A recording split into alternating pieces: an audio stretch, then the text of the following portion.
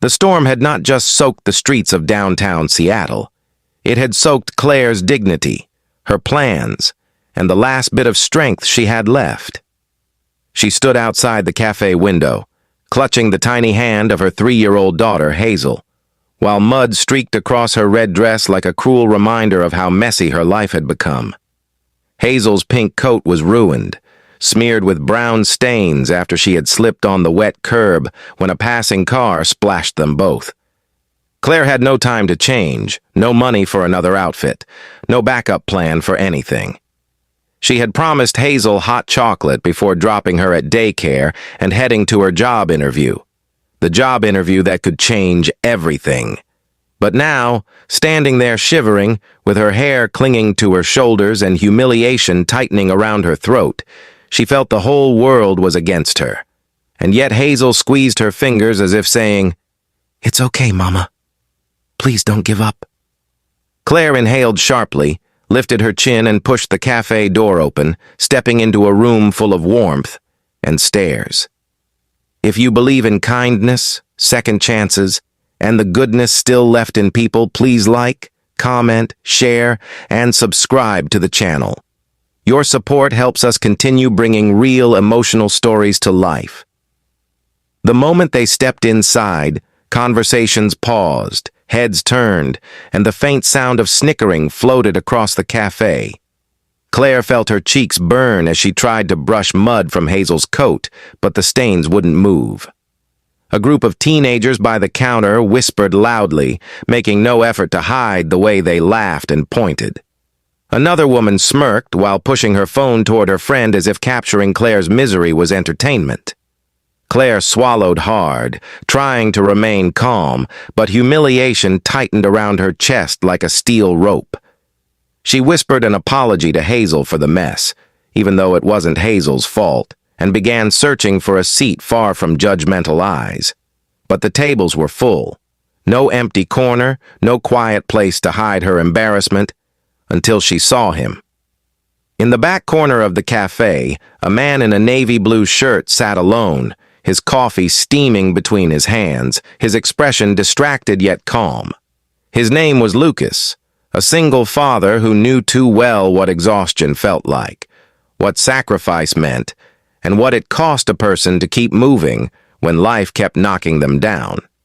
He had chosen this cafe after dropping his 5-year-old son, Noah, at school. He was early for work and hoped for a few quiet minutes, but his eyes lifted as soon as Claire entered.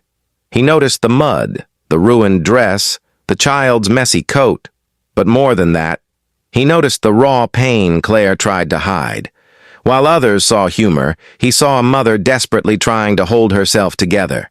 As Claire hesitated near the entrance, unsure whether to stay or flee, Lucas stood up. Their eyes met, and she saw something she hadn't seen in anyone else since her life began falling apart. Kindness. Real, intentional kindness. Lucas raised his hand, pointing gently to the seat across from him, and with a warm half-smile he said softly, "Your table is with me." For a moment, Claire froze, unsure how to react. The teenagers near the counter went silent at his words, and even the barista paused mid-pour.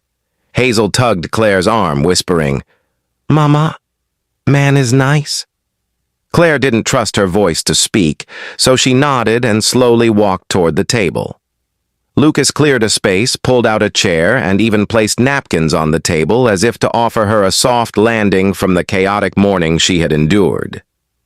Claire sat down carefully, feeling as if she didn't belong in this warm, clean space, but also as if someone finally believed she did. Lucas didn't ask invasive questions. He didn't judge. He simply offered a kind smile and ordered Hazel a fresh hot chocolate, adding whipped cream because she looked like the kind of little girl who deserved something sweet after a rough morning. And Claire watched her daughter's face light up for the first time that day, the mud forgotten, the embarrassment melting. For the first time in a long time, Claire felt her chest loosen enough for her to breathe. As they sat in the soft hum of the cafe, Claire found herself telling Lucas the truth, how she had lost her job 3 months earlier, How her ex had walked out without looking back, how she was juggling 3 part-time shifts just to pay rent, and how today's job interview was her last hope before eviction became a reality. Lucas listened without pity, only empathy. He knew hardship. After losing his wife to an unexpected illness, he had raised Noah alone, worked 2 jobs, and learned the weight of life the hard way. He understood exactly what it meant to survive on hope when everything else failed. Claire wiped a stray tear before it could fall. "I must look ridiculous," she said in a trembling voice. But Lucas shook his head gently. "You look like a mother who keeps going," he whispered. "And that's beautiful." Claire felt heat rush to her eyes again, but this time it wasn't shame. It was relief. The cafe's atmosphere shifted after that. The whispers stopped, the stares faded, and even the barista quietly brought Claire a complimentary coffee as an apology for the earlier reactions. Lucas's kindness had changed the room. It had reminded everyone watching that compassion carries more weight than mockery ever will. Hazel, now calmer, sipped her hot chocolate and swung her tiny feet under the table, humming as if the whole world had become warm again. But time was ticking. Claire had only 15 minutes before her interview across town. She glanced at the clock and felt panic return. "I have to go," she said, rushing to stand, but Lucas gently placed a hand on the table. "Let me help," he said. He didn't mean it in a way that made her feel weak. He meant it in a way that made her feel seen. He called a cab, insisted on covering the fare when Claire hesitated, and even offered to watch Hazel for 20 minutes if she needed to run inside quickly. Claire almost said yes, almost let herself lean on someone, but she shook her head. "I'll take her with me." Lucas respected that completely. He held the door open for them, handed Claire a napkin because her hands were shaking, and wished her the best with a sincerity she felt in her bones. The interview building was tall, intimidating, and filled with people in crisp suits who looked nothing like Claire in her mud-splattered dress.